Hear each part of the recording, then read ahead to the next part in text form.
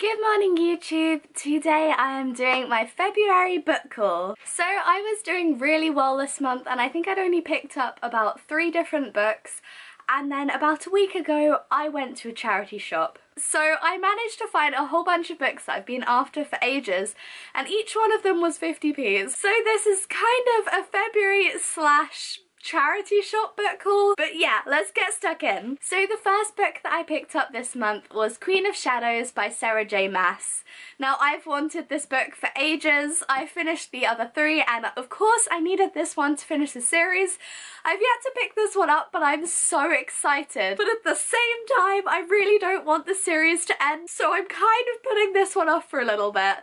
But I'm sure I won't be able to hold off too long before I cave and just like read everything by Sarah J Maas ever. So whilst I was at Waterstones picking up the copy of Queen of Shadows, I was actually given a free chapter sampler for Lady Midnight by Cassandra Clare.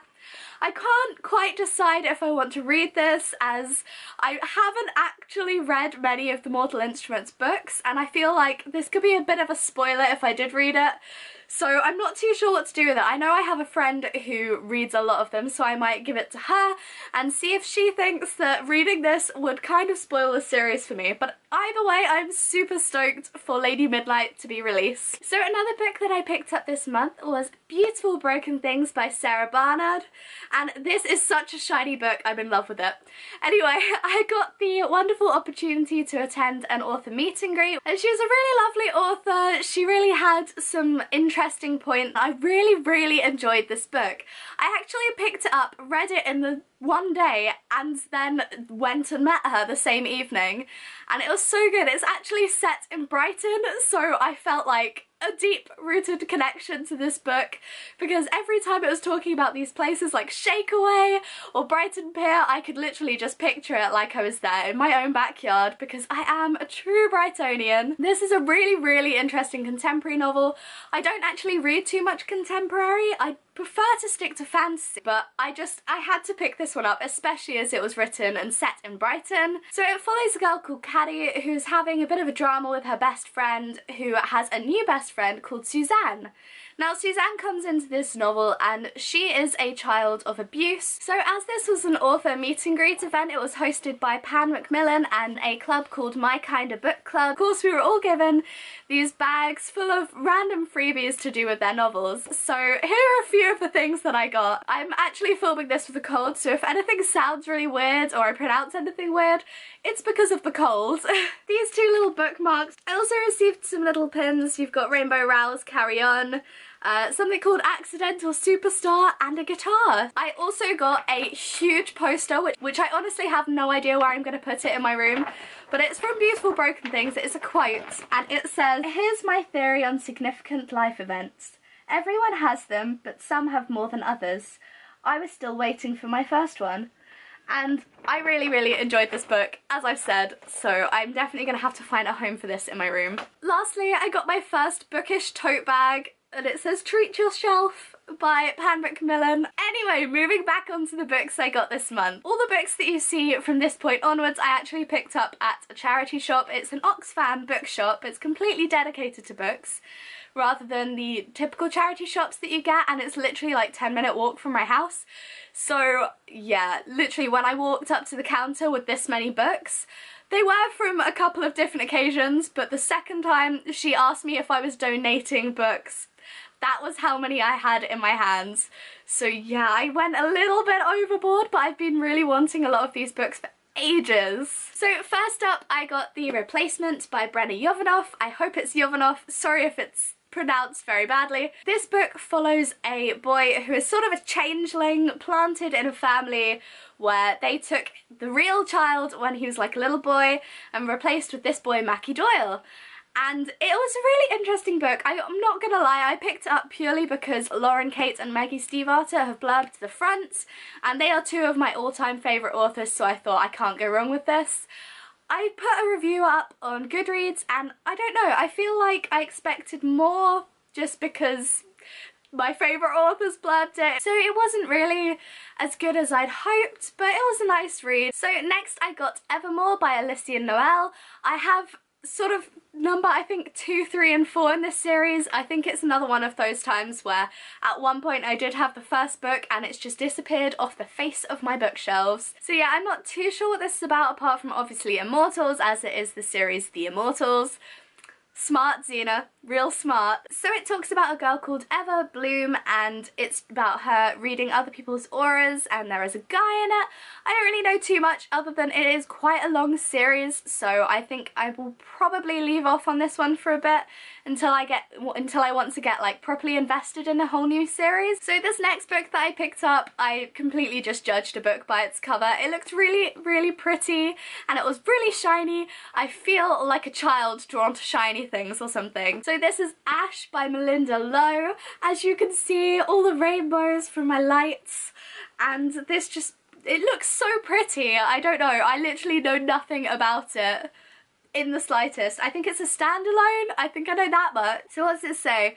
With both her parents gone, Ash finds herself a servant in the house of a ruthless stepmother, and there seems no hope of finding happiness again. So maybe it's something Cinderella-esque?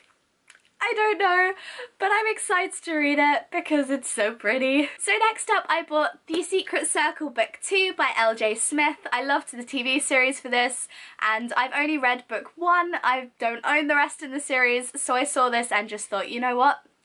Time to add it to my collection. So this follows a group of children who discover that they are actually witches and they have to all band together to kind of defeat all the obstacles that come along in this circle series.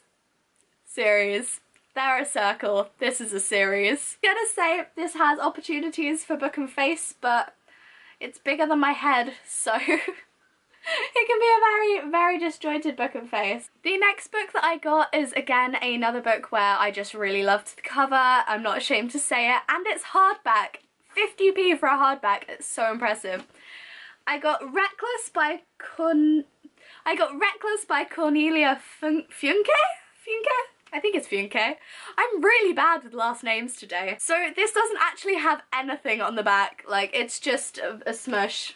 A smush of stuff. This is by the author who wrote the Inkheart trilogy and they were a really good trilogy. So I just thought, hey, why not for 50p? It could, even if it's bad, you know, 50p. What does it look like under the dust jacket? Ooh. Okay, it's kind of plain, but it has like again a smush. I think this is just a book of smushes, pretty much. So next up, I bought Cinder! Finally! I bought Cinder by Marissa Meyer and I'm so excited about this series. It's taken me forever to actually get hold of this and to get it for 50p and it's not even that like damaged. I am pretty chuffed. I'm already about, how many pages? 225 pages through this book and I'm really loving it. I really now see what all the fuss was about, so I will definitely have to keep an eye out for the other books in the series, although I kind of wish that I got hardback copies now because I'm really loving it. So the next 2 books I got are the second in a series, but for 50p I figured I may as well buy the second ones now and then go get the first ones somewhere else because I'm really interested in actually reading the series. Ironside by Holly Black and Lola and the Boy Next Door by Stephanie Perkins. So I've heard a lot about both of these series. This one's more of a contemporary, this one is like a fairy sort of tale, and they are both books and authors that I've kind of seen buzzing around the net, all over YouTube, all over Instagram, although sort of like quite a few months ago, so I feel like I'm quite late to the game. But yeah, so I've picked up these sequels in these trilogies, so now I really need to go out and buy the first ones because I want to read them. I feel like when I see a book that is for 50p and it's been hyped up this much around BookTube, even if I can't really remember what it was about, it's worth giving it a go because worst case scenario, I can just donate it back to the charity shop. So I also finally picked up The Daughter of Smoke and Bone by Laini Taylor. I have the sequel in this trilogy, but I've never actually owned the first, although I did read it when I think I was around 16, so I completely intend to read this again as I don't remember enough of it to just jump straight into the sequel, but I remember really, really loving it, and the girl had like blue hair. That is one fact that has really stood out to me. So if I get that wrong, I'm gonna sound very stupid, but she has blue hair, I know that much. So I also picked up The Summoning by Kelly Armstrong, and this is the first book in a trilogy again. So this focuses around ghosts and abilities, I believe. I've heard, again, quite a lot about the Darkest Powers trilogy, but I've never seen them around or had the desire to pick them up. But once I saw this in the charity shop, I just thought, you know what? I'm gonna own this book. So I hope to pick this one up over the next couple of months, and then maybe I'll pick up the others in the series as well if I enjoy it. So yeah, let me know which books of these I should pick up first, because I feel like I have far too many books on my TBR that I'm just sat here staring at them for ages.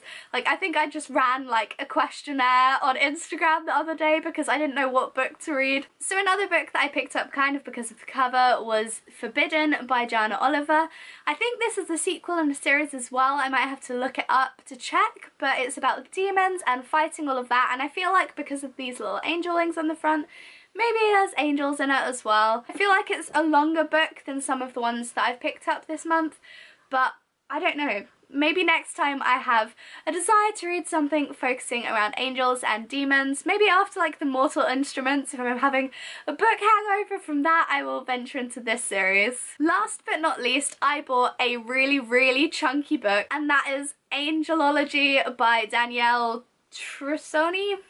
Again, tragic pronunciation, whoops. So I don't know too much about this either. I really loved the cover. I remember hearing something about it like several years back, and although this is a really daunting size for a book because I feel like there's another one, it's also got a quote on the front by Kate Moss, who wrote Labyrinth, which was a really interesting but very hard read. So I'm quite interested to see what the fuss is all about with this one. So these are all the lovely books that I picked up this month. I probably shouldn't have picked up so many, but I couldn't help it. I was doing so well, and it got to the last week of February and I caved. I bought all the books. So yeah, let me know which you think I should read first, and I am gonna go and dismantle this array of books. So I will hopefully have a video up soon, and I will see you next time. Bye! So this is kind of a February slash... oh my god, my phone. So next up I bought